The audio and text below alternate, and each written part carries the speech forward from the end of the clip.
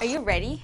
What? Yeah. Give me 10 minutes. I'm in this battle with Reptile. It's real close. 10 more minutes? Yeah. We've been waiting for you for like half an hour. And what's the problem?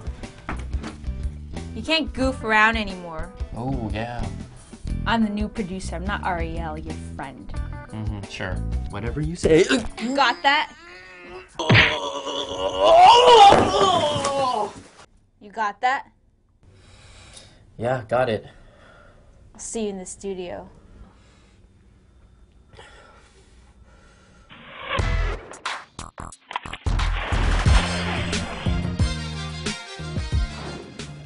What's going on? Brian Tong here, and welcome to the Apple Buy for all the good and bad inside the world of Apple. Jamie, are we good now? Yeah, just stop being like a little.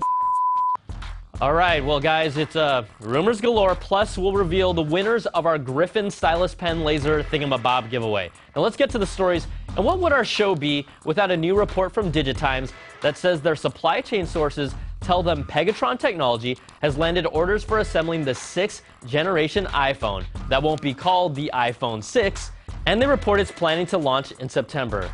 Guys, that's my favorite season. You know, just as the leaves change colors and they fall off the branches in the autumn. So beautiful. All right, Digitimes also throws in a mention that the 7-inch iPad is launching in August as well, just in case you didn't know it was coming. But there's more. Earlier in the week, they also claimed Apple will be releasing a $799 MacBook Air in the third quarter of 2012 to combat PC makers' hopes of pricing upcoming Ultrabooks around $699.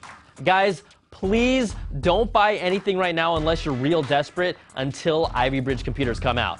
Now, I'm not planning to buy one because I'm just glad I recovered my lost MacBook Air from my Disney vacation that I left in the refrigerator. It's a true story. But we're still not done with the rumors after Cult of Mac reported that their own source has seen a prototype Apple HD TV in action. The source says what he saw looked like Apple's current LED backlit cinema display, but it's much bigger. Could that be because a 42-inch display is larger than a current 27-inch LED display? That's crazy! Now, the source says the Apple TV prototype has a built-in iSight camera for FaceTime video calls, and it also has Siri integration. We still don't know when or if this product will actually reach the market, but analysts are now saying the Apple TV likely won't debut until 2013. Just like we've been saying since December of last year. They should really watch the Apple Bite. All right, and some pretty cool news and something that we can actually look forward to. Apple was recently awarded a patent related to the way a 4G antenna is housed in a laptop. Get ready for the MacBook 4G in the future, and there's real evidence to back this up. It's the 13th patent Apple has won relating to display integrated cellular antennas, so now let's just save up for those awesome data plans. All right, guys, let's shift gears, and we're big Spotify fans here, and I know plenty of you are too, so we've got a killer tip for adding your own music files to the Spotify app on the iPhone. Spotify's music subscription service is a great way to discover and share music, and with their mobile app and a premium account, you can take their huge library of songs with you anywhere you want to go. But every once in a while, you'll think of a song you want to hear that isn't available on Spotify, but you know it's on your phone somewhere. On an Android phone, you can use the Spotify app to play any of your locally stored music, but on the iPhone or iPod Touch, Spotify can't peek into any locally stored files you transferred through iTunes. But with a little extra work, you can meld your music collection into the Spotify app and leave the iPhone stock music app behind. For the first step, open up Spotify on your computer and check to see that you have a premium account by going to your name and clicking Account. You'll see the account status here. If you don't have a premium account and you really want this feature, now's the time to upgrade. Next, head over to your local files. This is going to show you all the files on your computer that you can sync over to the Spotify app.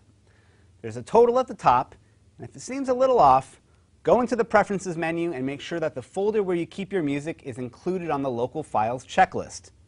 I had my iTunes music folder in a location other than the default one, so I had to add it manually. Now here's where the magic happens. Make sure that both your iPhone and your computer are connected to the same Wi-Fi network. Open up the Spotify app on your phone, and you should see it pop up under the Devices here on your computer's Spotify app. From this view, you can tell Spotify to transfer your entire music collection or individually select which playlists to sync over. Spotify will now sync your files over Wi-Fi, and you'll see a running tally of how much space is available on your phone at the top. Once transferred, you'll see your tracks pop up under the local files listing on your phone, and now all of your favorite songs are all available in one place, and you can listen to them here without having to leave the app. All right, good stuff there, Donald. Because I'm saved by the bell. Yeah. Not funny, guys. All right, more stories, and I'm sure almost every single one of you bought an iPod between 2006 and 2009. Well, you're now part of a class action lawsuit against Apple after Thomas Slattery filed suit in 2005, claiming Apple was violating antitrust legislation by forcing users to only purchase music through iTunes and preventing the playback of songs purchased from real networks. Now, you'll be notified you're part of the class action suit. You don't have to do anything, but you'll probably end up only getting $10 out of it, which you'll use to buy an iTunes gift card. All right, to the quick bites. The Big A released iOS 5.1.1 with bug fixes for that cruddy network switching on the iPad. It fixes bugs for some AirPlay video playback, improves the reliability of the HDR option for photos taken with the lock screen shortcut, and a few more things. Also, if you've logged into iCloud.com recently, it looks like Apple is testing notifications through the website, according to Mac Rumors, which could be useful for calendar alerts, new mail, or new services we haven't even seen yet. And in a fun story from the Associated Press, orangutans at Miami's Jungle Island have been using the iPad to communicate as part of a mental stimulus program using software that was originally developed for people with autism. Now, a trainer will name one of the objects on screen, and the orangutan presses the corresponding button, proving that any ape or monkey can use an iPad. All right, let's get to naming our winners for the Griffin Stylus giveaway. I did want to mention a disturbing trend where more than a handful of you write in to be a winner with a reason like this. Why should I win? Because I'm Asian like you.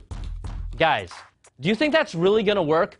I would never do that. And Ryan Southern, even being half Asian, isn't convincing enough.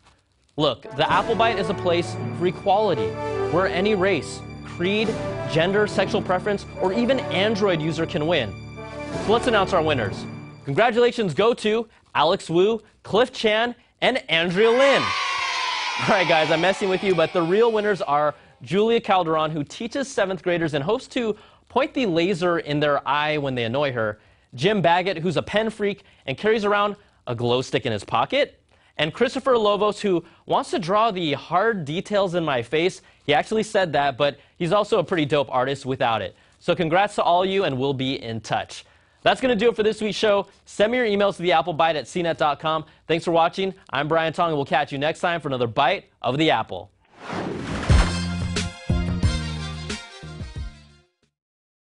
Oh, look at this. Look at you. Help me out. What happened to you? Oh! Hope they didn't hurt too much.